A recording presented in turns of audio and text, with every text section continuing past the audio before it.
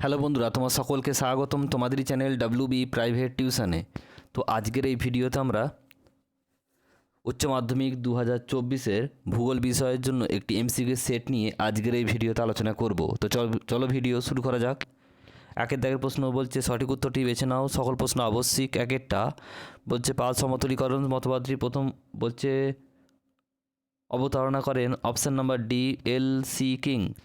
একনত গঠনযুক্ত ভূমিরূপে যে ধরনের নদী নকশা গড়ে ওঠে সেটি হলো অপশান নাম্বার সি জাফরি রূপী নদী নকশা।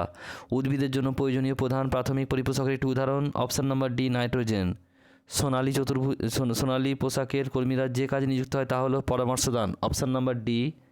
নেক্সট প্রশ্ন বলছে পর্যটন যে প্রকার অর্থনৈতিক ক্ষেত্রের অন্তর্গত তা হলো তৃতীয় ক্ষেত্র। নেক্সট প্রশ্ন বলছে মালয়েশিয়া একটি গুরুত্বপূর্ণ শিল্প রবার শিল্প অপশান নাম্বার সি। নেক্সট প্রশ্ন বলছে ভারতের একটি ধসপ্রবণ রাজ্য হলো Himachal Pradesh option number A. বলছে অবরোহণ প্রক্রিয়ার ফলে সৃষ্ট একটি ভূমিরূপ হচ্ছে ক্ষয়জাত পর্বত। বলছে চারনুজেম মৃত্তিকা দেখা যায় নাতিশীতোষ্ণ অঞ্চলে অপশান নাম্বার ডি। ওজোন স্তর ধ্বংসের জন্য দায়ী যে গ্যাসটি তা হলো CFC chlorofluorocarbon option number B. ভারতে উদীয়মান শিল্প বলা হয় পেট্রোসাইন শিল্পকে অপশান নাম্বার বি।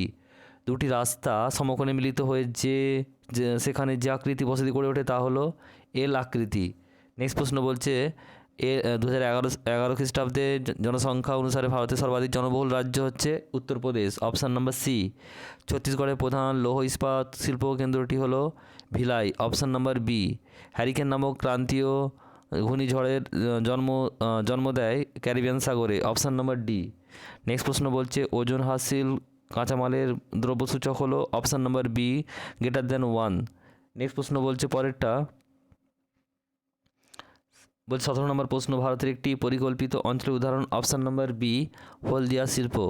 নেক্সট প্রশ্ন ভারতের পরিযান সর্বাধিক ঘটে গ্রাম থেকে শহরে অপশান নাম্বার এ। নেক্সট প্রশ্ন বলছে যে হলদিয়া শিল্প কেন্দ্র যে দুটি নদী সংযোগস্থলে গড়ে তা হলো কি হলদি আর Hooghly option number D. Next প্রশ্ন বলছে মিলেট জাতীয় শস্য যে কৃষি পদ্ধতি প্রধান ফসল তা হলো শুষ্ক কৃষি। 21 নম্বর প্রশ্ন বলছে অর্থনৈতিক উন্নয়নের একটি প্রধান সূচক হলো মোট অভ্যন্তরীণ উৎপাদন।